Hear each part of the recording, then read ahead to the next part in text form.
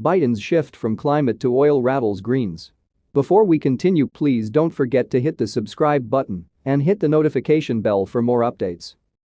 President Joe Biden's focus on trying to ease the pain at the gas pump has left his Green supporters dispirited and divided over whether his bold promises to drive a transition to clean energy and fight climate change may be slipping away. A year ago, environmentalists were ecstatic when Biden touted climate change as one of the top 4 issues for his administration, along with battling the pandemic, rebuilding the economy and fighting racism. Now, the White House is preoccupied with taming inflation and keeping the pressure on Russian President Vladimir Putin to end his war in Ukraine, a conflict that helped drive U.S. retail gasoline prices to record levels above $4.30 a gallon last month. Green advocates are torn. Biden's sagging poll numbers are an ominous sign for the upcoming elections that look likely to see Democrats lose control of Congress, and climate advocates understand that assuaging voters' anxiety over inflation and the energy prices stoking it could improve their political outlook. But the strategy of pushing for oil companies to increase production, releasing barrels from the nation's strategic petroleum reserve, and the newly announced boost for corn-based ethanol seem to show the administration scrambling for a strategy and undermining its ambitious goal to move off fossil fuels, which is a move that a UN scientific body said last week needed to begin happening by 2025. Justin Guay said, "It's not even so much that I think the administration is recommitting to oil and gas, it's that nobody can tell what they're trying to do. They're not telling a coherent story."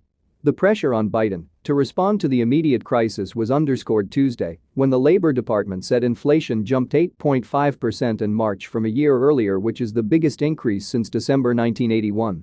Energy prices surged by 18.3% in March and accounted for over half that increase. Some Green advocates close to the White House see addressing that as the most urgent priority.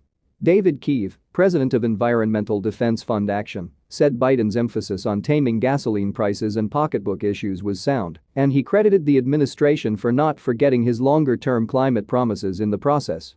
It would be a horrible mistake for the president to do anything but acknowledge the day-to-day angst on fuel costs, said Keefe, who was a top Biden administration environmental official until January. Poll after poll shows the number one concern of the American people is cost to families.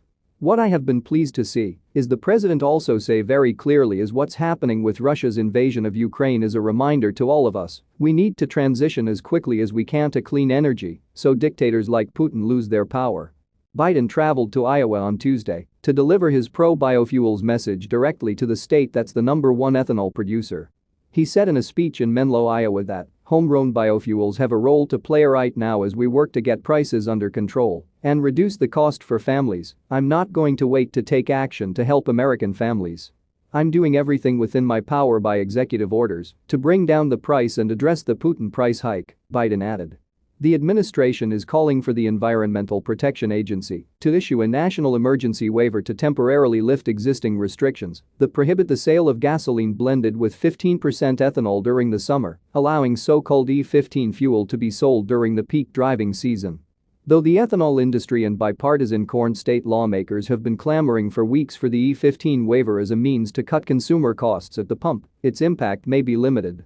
The White House estimated the switch to E15 would save the average family about 10 cents per gallon at current prices, but only about 2,300 retail fueling stations, predominantly in the Midwest, are equipped to handle the higher ethanol blends. That's around 2% of the roughly 115,000 retail outlets in the country.